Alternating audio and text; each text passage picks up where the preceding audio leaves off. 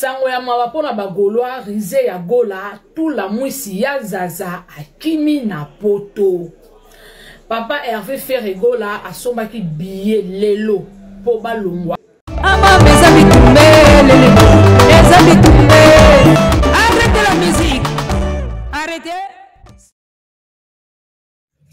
Ah, Kinshasa, Brazzaville, Paris, France, et Belgique, Liège, Bamboka, Touba ville, Toubolanda, Bisso, Batouba Angola, Batouba Zali na Côte d'Ivoire, na Cameroun, Batouba Zolanda Bisso na Suisse-Irlande, Batouba Landa Bisso na Montréal, partout, na ototangi te, topesi bino mbote.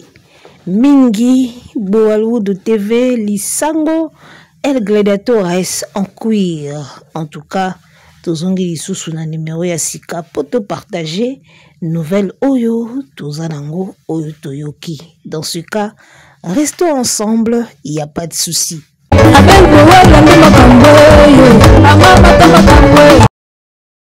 Tolali tolamuki sango kwei na matoi lokola kake. Musicien, l'un des artistes musiciens qui accompagne Ferregola au sein de son groupe Jet Set au nom de Rizé Agola. Et il serait resté en Europe pour des raisons qui lui sont propres, tout le babongo. En tout cas, kola la kola mukasango ya boye, et beti na mato ya bagolwa, et beti na mitema. Je suis sûr que est blessé batebele. En tout cas, il découragé batebele et blessé batebele. De l'autre côté, et c'est pelisipe batumisusu. O ba bombier, o ba kimisie, et parce que na yo kike, ba bombier quelque part, Rizé Agola. Alors, bande ko ba bolingo, ndenge tozolo ba boye na minute oyo Rizé Agola n'est plus sous le contrôle du groupe Jet Set. Donc, Rizé Agola n'est plus sous le contrôle de l'artiste Ferregola. On ne sait pas mettre la main sur lui na minute oyo. Baby même pas place ninyaza. Il paraît azo yamba même téléphone te. Azo yamba te do ato bengi ndenge nini ngri. Ego soneleo na mato iti ego sila. Rizé azo yamba te abatami quelque part forcément ba bombier pa batunaye. Et pour mambango ya rabongo soko kimi foza en équipe moko boye boza d'accord na bango. Babombi yo titi makambo eleka ba obomba yo wana ti kande ba bersi basala et ainsi de suite. Alors quand toyoki Rizé Agola oyamba téléphone te et kindaka bongo donc abatami pena place abatami donc ti mpepe oyo koleka nde omona ye abimi. Voilà. Alors en tout cas mon avis par rapport à la fuite ya Rizé kotikala naye, d'un côté alobi alongo na groupe te mais atikali pona ba problème naye personnel ya famille ou ya ko gérer azaka na groupe, de l'autre côté o alongo na groupe soki ndenge nini je ne comprends pas. Bref, alongo na groupe te déjà musicien so ba memio na poto tikali biso benga ngo akimi. Kenda bongo akimi na poto ndenge bakabuya bakima ndenge ba bersi bakima ndenge yepe akimi do ezaka kokima na poto ezala na raison nini kombo nango kokima na poto awe kenda bongo soki orchestre memio otikali okimi so okena oyo moko nde okei.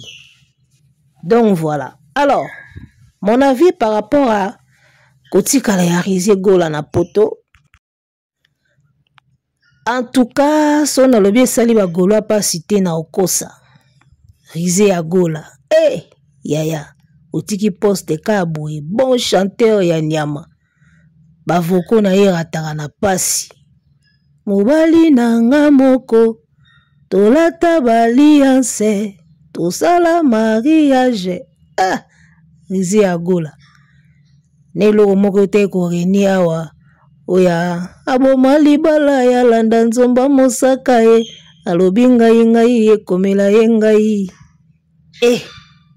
mama nanga Rizé Agola ye bino tiki code 16 papa otiki code 16 na nani Rizé code 16 toyoka ba mai banzela olingo mema biso. En tout cas na ebité soki déjà c'est enregistré nzembo na ye, soki déjà c'est ati ba voko na ye na banzembo na album, parce que ko kende oyo atiki pena biloko na mesa quoi. Rizé Agola otiki pena biloko na table quoi. Ya na cuisine kutu na bata na table tiki pena biloko na cuisine. Ba mati madesu na moto litungulu nanu kute koti terre yo wana tui. Album Code 16 Rizé Agola otiki Code 16 na nani Bébé Bonga Code 16. Maman n'a Rizé Agola.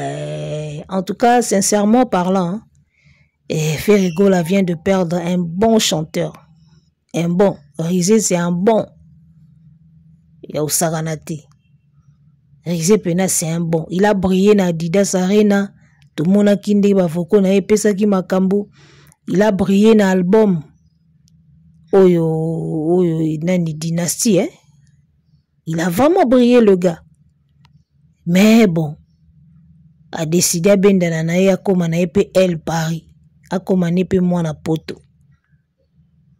Alors, ngana koloba boy. Déjà, je ne sais pas pourquoi est-ce que Ferrigola s'est déplacé avec toute une équipe, avec tout son orchestre, bakena poto bake oumela.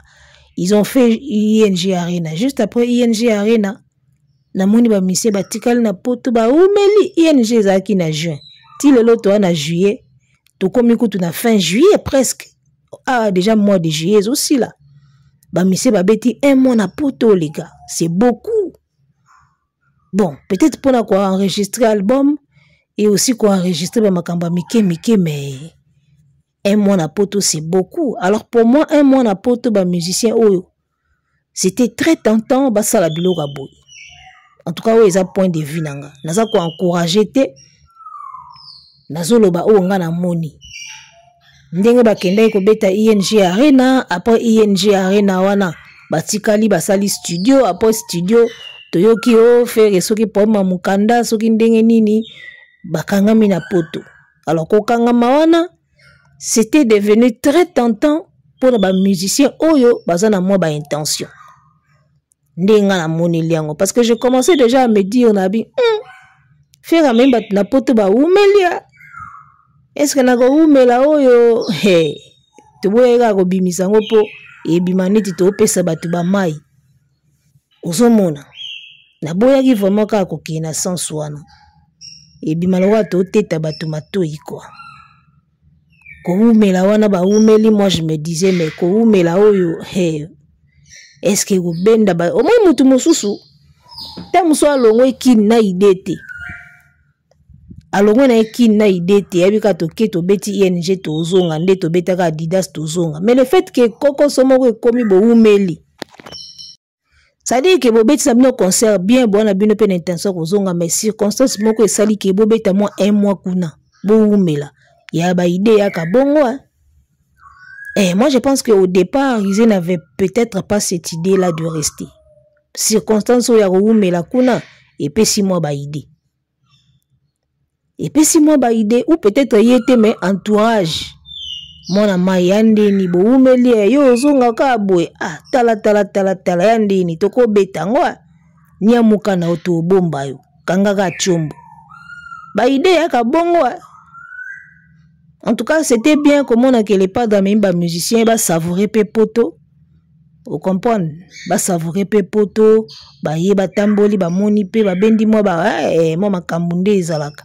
Mais ko umela wana les gars et pe si ba idée. Donc bref, Rizé Agola ne fait plus partie de la team. Il était prévu qu'il voyage, qu'il fasse le même voyage avec Ferré. Hein, qu'ils prennent le même vol déjà, c'est ce qui a été prévu, qu'ils prennent le même vol Ferré et Rizé, et voilà que l'aéroport balobi ba moni était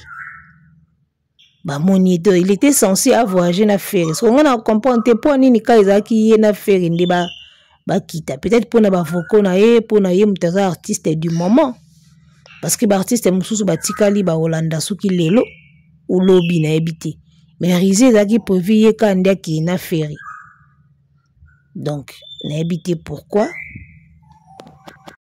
peut-être que bazaro mona déjà qui est position neti koki mato qui na ye peut-être n'habité peut-être avec un programme pour ye et n'habité en tout cas idée wana ezali ki ba voyager na Ferry nzela moko ba mission musuba ya na sima n'habité pour ni ezaki ndingwana. Mais bon, ce qui est fait, ce qui est arrivé et proverbe moko elobaka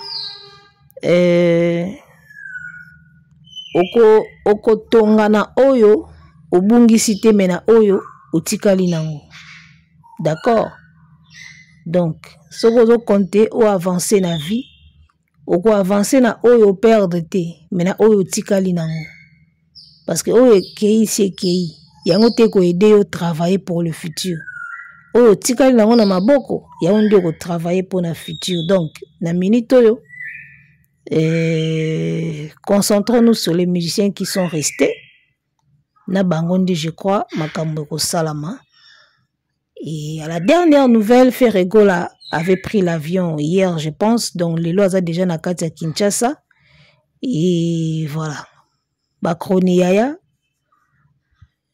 O bazako lo baki Ferre na problème adoki. Aoya Kinshasa te, akangami kuna. Ferre ye wana siko aye Kinshasa.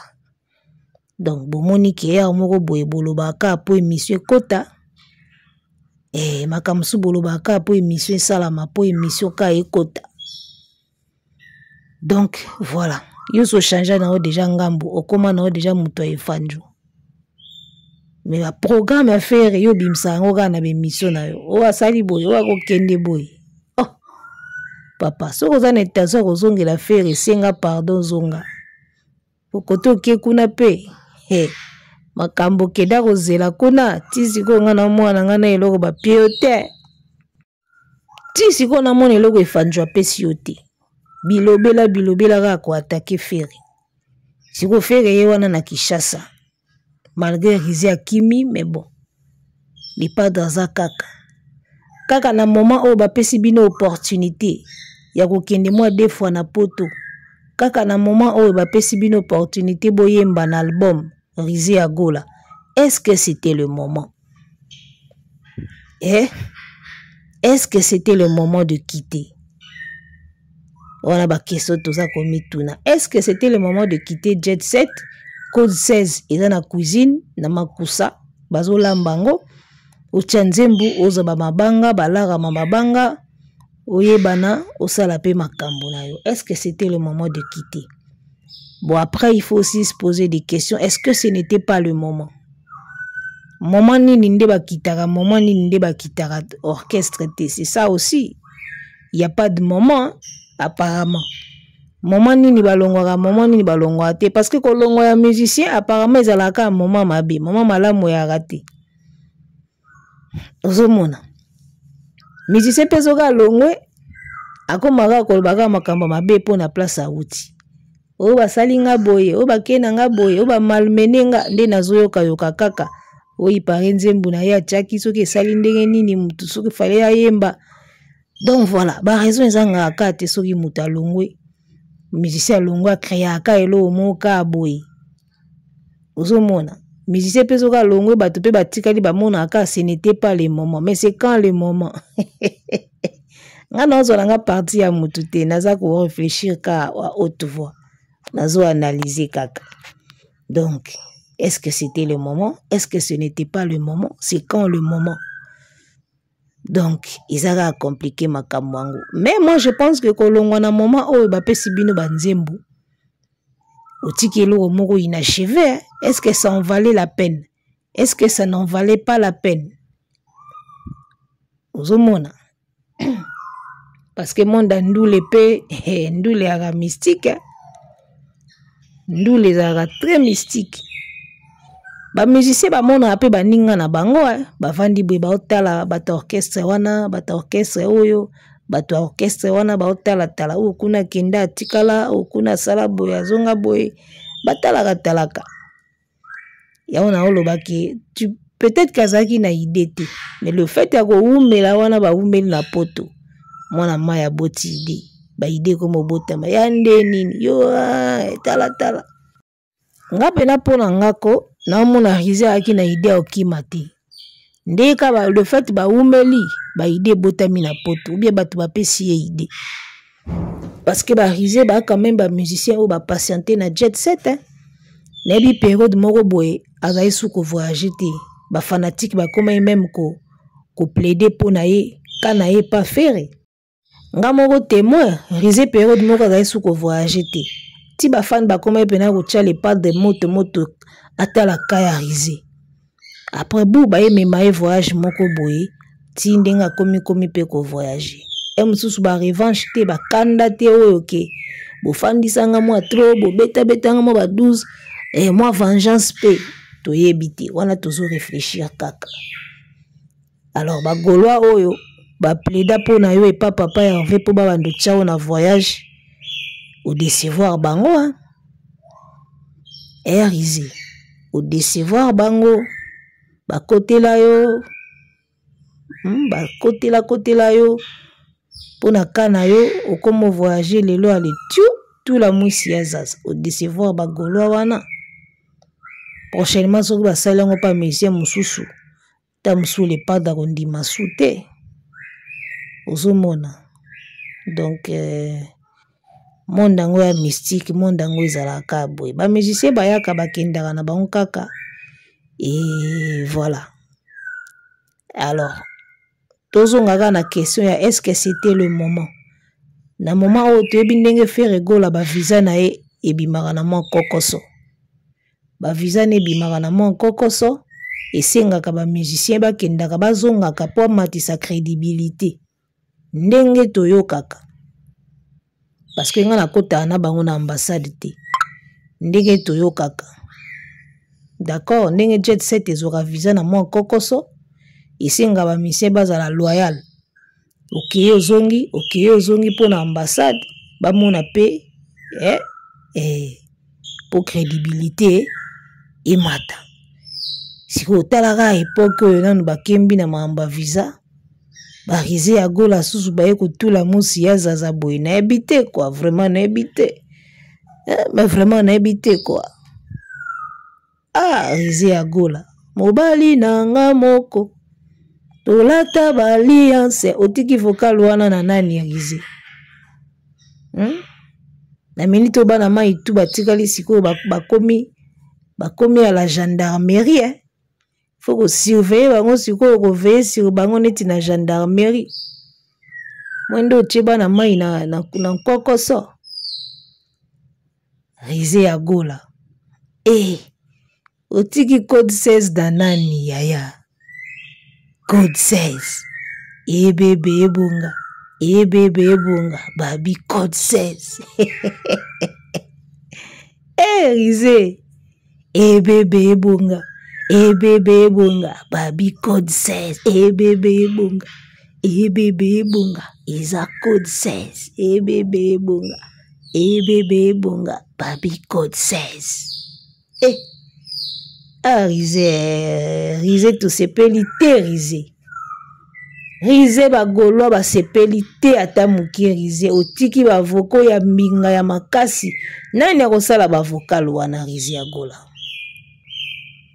na code 16 na ebite soko so miyembelaki po mungongo nozo ezangi na code 16 to ko remarquer o mesani si biso déjà aboma libala ya landa nzomba mosaka alobi ngai yekomela ye ngai otiki batu dia na caché wana na mutu siko na code 16 so to yoki te yo moko zo mona te ke obomije Rizé ya Gola Rizé ba Gaulois o bakotelaki yo yokisi bango sonia baoloba nini pas faire. Donc voilà, totala ye alobi atikali pona ba problème ya famille, ana makamba famille faut régler. Ba musicien, ba mystique, ba chanteur. Atikali pona ba makamba famille abongisa tout ça totala non tamusu mamba famille so esili a rejoindre équipe na Kolwezi et voilà. Donc, Ferregola est déjà à Kinshasa, contrairement à ce que Charlie Balobaki a dit à Kin. Et d'ici là, il va attaquer Kolwezi pour un concert et avec quelques missions, je pense. Donc voilà. Pour la Lelo Tokosukawa, on va vous revenir très vite pour d'autres informations dès qu'on l'aura. Et d'ici là, portez-vous bien. Ciao. Arrêtez la musique. Arrêtez quoi?